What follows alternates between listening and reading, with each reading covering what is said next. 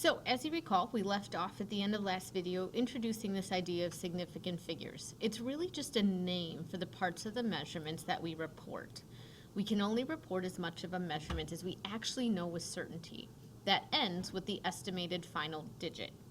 So as I turn to the next parts on your note sheet, there are places to record these rules, and really it's just helping you decide, is that part of the number significant or known or not? For our first rule, we'll talk about anything with non-zero integers. Any number in a measurement that is a non-zero number is significant. So when we look at the measurement of 57.82 grams, all four of those digits are considered significant. What that's really telling us is we knew the 0.8 for sure, and the 2 was an estimated or rounded digit. So all four of those digits are considered significant in terms of the measurement. From here on out, what we're really looking at is every time we deal with a zero, is it a known zero where it's actually supposed to be that? Or is it simply a placeholder to make sure that we report the right type of number for our measurement? Now, if you have a decimal present, there are times where you'll have zeros at the front of the number. Anytime you have leading zeros, as we call that, they are not significant. They are simply helping us report that that is a really small number.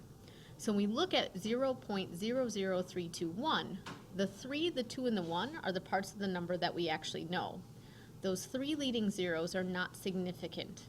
The big thing is 321 is a very different number than 0.00321. So we have to use the zeros to make sure it's small, but there are only 3 figures in that measurement that are significant.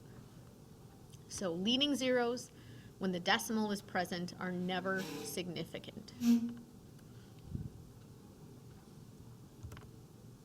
Now I have to make a quick change here because that is actually wrong. That should be 4. Anytime you have a number in the middle of a measurement, what that means is we know it actually is a zero. We know that with certainty. We call those captive zeros. Think of them as held captive by the numbers on either side. So in this measurement, 502.1 seconds, all 4 of those digits are significant because the 0 is in the middle of the number, so we know it actually should be a 0. It's not simply holding a place.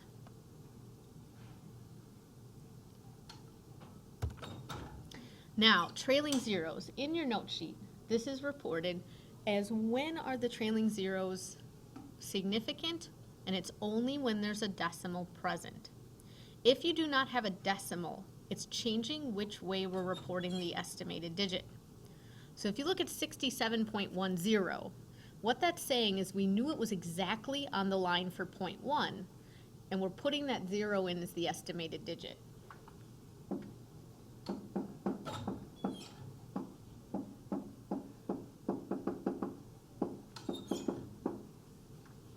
When you take a look at 620 meters, think of that as measuring between a 600 meter mark and a 700 meter mark.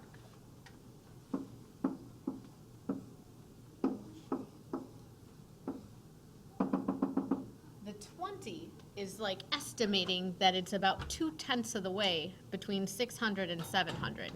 So in that case, the 2 digit is estimated, and the 0 is just making sure we know it's 600 and not some other level of number. 4,000 is telling us that the 4 is an estimated digit. You'll notice that makes for a really imprecise measurement. There's not very much of that measurement we know with certainty.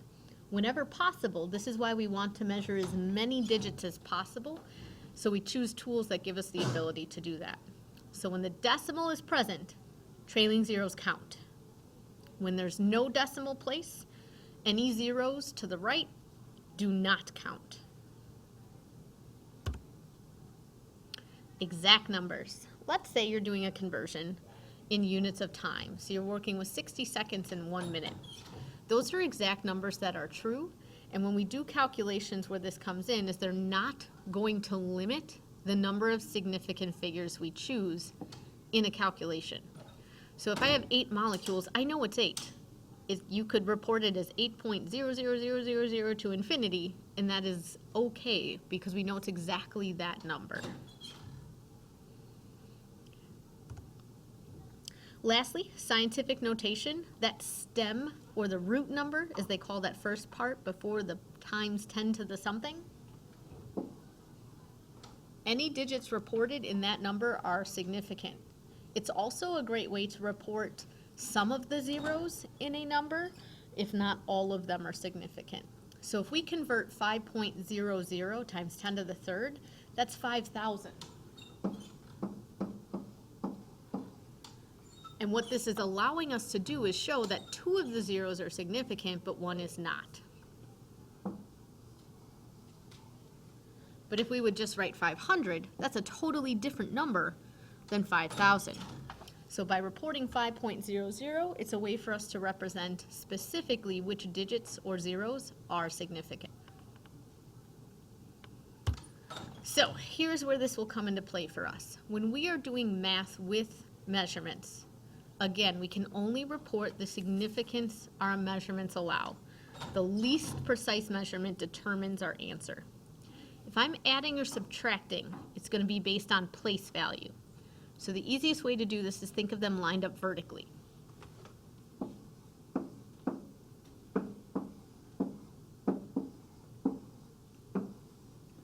Now, even if you use a calculator, we have to be able to look at the numbers and see this about place value. 35's final digit, or most precise measurement, is in the ones place.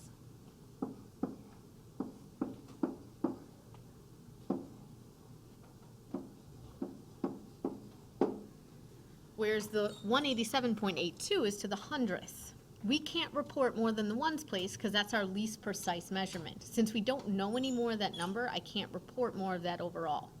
So you're going to get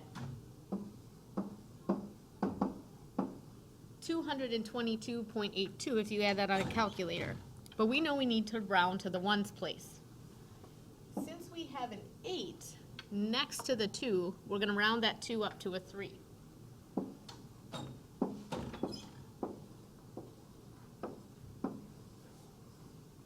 And the 223 would be our final answer. Now if I'm multiplying or dividing, now I care about my least number of significant figures. So here we see that we have 2 sig figs and 5. 2 is smaller than 5, so we're going to round our final answer to 2 significant figures. So 35 times 187.82 is going to be equal on the calculator to 6,573.7. I know I'm going to have 2 significant figures. That'll be these first 2.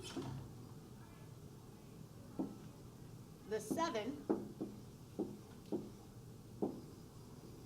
would tell us to round our number to 6,600.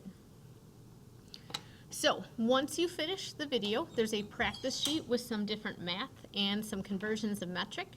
I will also have an answer key posted for you to reference while you're doing the work.